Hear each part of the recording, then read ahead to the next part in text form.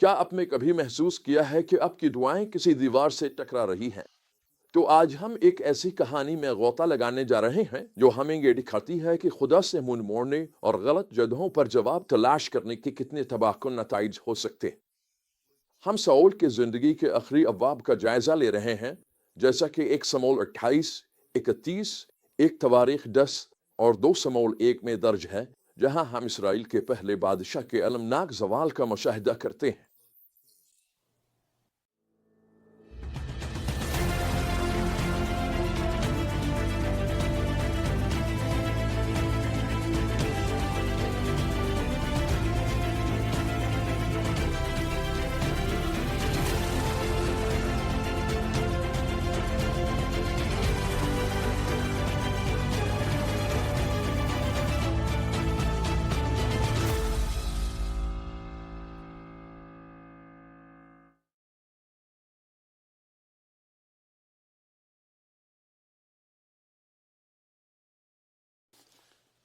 اس حصے کا مرکزی پیغام 1 تواریخ 10 کی آیات 13 اور 14 میں ملتا ہے۔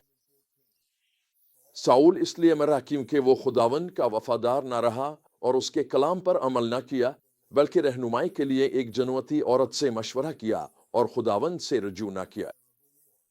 پس خداوند نے اسے ہلاک کر دیا اور بادشاہی سو کے بیٹے داؤد کے حوالے کر دی۔ یہ ہوش رابہ خلاصہ ہمیں خبردار کرتا ہے کہ خدا کے ساتھ اپنے تعلق کو چھوڑ دینا اور غیر خدائی ذرائع سے رہنمائی لینا کس قدر خطرناک ہو سکتا ہے۔ ہماری کہانی ساؤل کی مایوسی کی حالت سے شروع ہوتی ہے۔ فلسط لوگ جنگ کی تیاری کر رہے ہیں اور ساؤل خوف زدہ ہے۔ وہ خداوند سے رجوع کرنے کی کوشش کرتا ہے، لیکن اسے کوئی جواب نہیں ملتا۔ یہ ایک لرزہ خیز لمحہ ہے جو ہمیں یاد دلاتا ہے کہ سچی دعا خدا کے ساتھ قریبی تعلق کا ایک ذریعہ ہے۔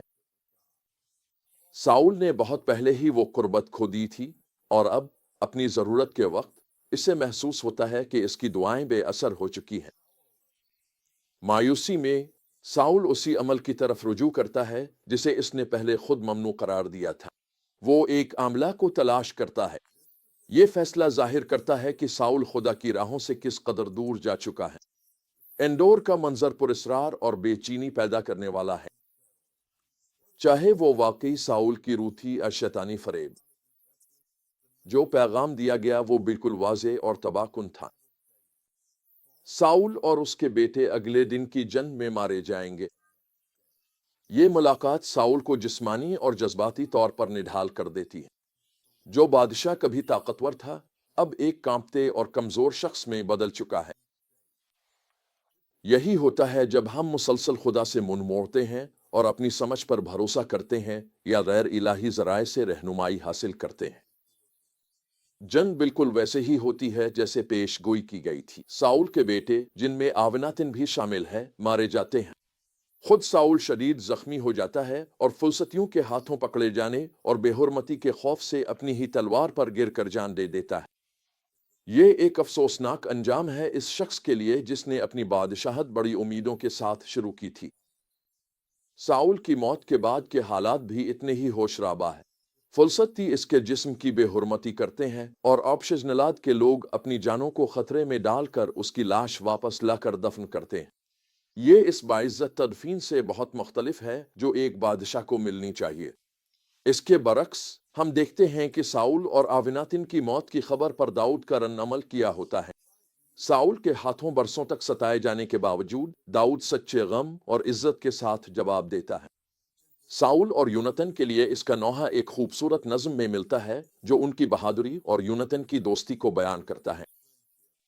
یہ معافی اور احترام کی ایک زبردست مثال ہے، حتیٰ کہ ان لوگوں کے لیے بھی جنہوں نے ہمیں نقصان پہنچایا ہو۔ یہ کہانی ہمیں کئی اہم سبق سکھاتی ہے۔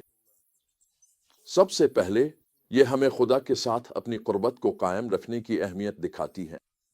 ساؤل کا المناک انجام اس کی موت سے بہت پہلے شروع ہو چکا تھا۔ یہ اس وقت شروع ہوا جب اس نے بار بار خدا کی نافرمانی کی اور اپنے فیصلوں پر انحصار کیا۔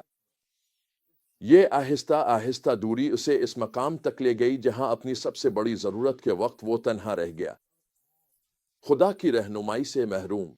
یہ ایک مشکل سبق تھا جو مجھے اپنی مسیحی زندگی کے آغاز میں سیکھنا پڑا۔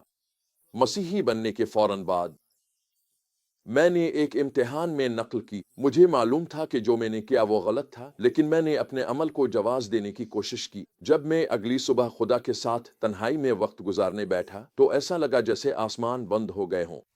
میں نے پکارا، یہ خدا تاب کہاں ہے؟ یہ لمحات ہمیشہ بہت بابرکت ہوتے تھے۔ یہ کیا ہو گیا؟ خدا خاموش تھا۔ پھر روح القدس نے نرمی سے میرے دل سے کہا، تم نے اس امتحان میں نقل کی تھی، تمہیں اس کا اقرار کرنا ہوگا اور اسے درست کرنا ہوگا۔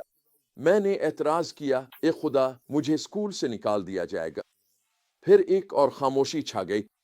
آخر کار میں نے خدا کے سامنے ہتھیار ڈال دیے اور جا کر پروفیسر کے سامنے اپنے کیے کا اقرار کیا۔ وہ مہربان تھے، انہوں نے مجھے معاف کر دیا اور ایک اور موقع دیا۔ جب میں اپنی تنہائی کی عبادت گاہ میں واپس آیا تو خدا کی حضوری نے میرے دل کو بے حد خوشی سے بھر دیا۔ تب مجھے احساس ہوا کہ میں تقریباً اپنے امتحان میں اچھے نمبرات کے بدلے خدا سے قربت کھو بیٹھتا۔ میں نے آہستہ سے کہا، کبھی دوبارہ نہیں۔ دیکھیں، ساؤل کا خدا کے ساتھ رشتہ ٹھنڈا پڑ گیا تھا، لیکن بات صرف یہی نہیں تھی۔ ساؤل نے رہنمائی کے لیے غیر خدائی ذرائع کا سہارا لیا۔ ایک عاملہ سے مشورہ کرنا نہ صرف خدا کے قانون کی خلاف ورزی تھی، بلکہ اس نے اسے مزید مایوسی میں دھکیل دیا۔ جب ہمیں لگے کہ خدا خاموش ہے تو ہمیں اس کے اور قریب جانا چاہیے۔ اپنی زندگی کے بارے میں مکمل سچائی کے ساتھ اس کے سامنے آنا چاہیے، نہ کہ رہنمائی کے لیے متبادل ذرائع کی طرف رجوع کرنا۔ ہمیں معافی اور عزت کی طاقت کی بھی یاد دہانی کرائی جاتی ہے۔ داؤد کا ساؤل کی موت پر رد عمل ہمیں یہ سکھاتا ہے کہ ہم ان لوگوں کے عہدے کا احترام کر سکتے ہیں جو ہم پر اختیار رکھتے ہیں، چاہے انہوں نے ہمارے ساتھ ناانصافی ہی کیوں نہ کی ہو۔ اپنی شکایات سے آگے دیکھنے اور ساؤل کے بادشاہ ہونے کے کردار کو عزت دینے کی داؤد کی صلاحیت واقعی قابل تعریف ہے۔ تو ہم آج اپنی زندگیوں میں ان سچائیوں کو کیسے لاگو کر سکتے ہیں؟ اپنے خدا کے ساتھ تعلق کو ہر چیز سے زیادہ اہمیت دیں۔ مصروفیت، کامیابی یا کوئی اور چیز آپ کو اس کے ساتھ قربت سے دور نہ لے جائے۔ اور جب تمہیں لگے کہ خدا خاموش ہے تو اور زیادہ اس کے قریب جاؤ، بجائے اس کے کہ رہنمائی کے لیے غیر الہی ذرائع کی طرف رجوع کرو۔ اور پھر معافی اور احترام کی مشق کرو، حتیٰ کہ ان لوگوں کے لیے بھی جنہوں نے تمہارے ساتھ زیادتی کی ہو۔ یہ حقیقی روحانی پختگی کی علامت ہے۔ اور آخر میں، وفاداری کی ایک ایسی میراث چھوڑنے کی کوشش کرو، نہ کہ المیہ کی۔ جب تم سے غلطیاں ہو جائیں تو خود کو عاجز کرو، خدا کی طرف واپس آؤ۔ اس کی معافی اور رہنمائی مانگنے کے لیے کبھی دیر نہیں ہوتی۔ ساؤل کے المناک انجام کی کہانی ہمیں یہ یاد دلاتی ہے کہ خدا کے ساتھ قریبی تعلق قائم رکھنا کس قدر ضروری ہے۔ مجھے آپ سے ایک سوال پوچھنے دیجیے۔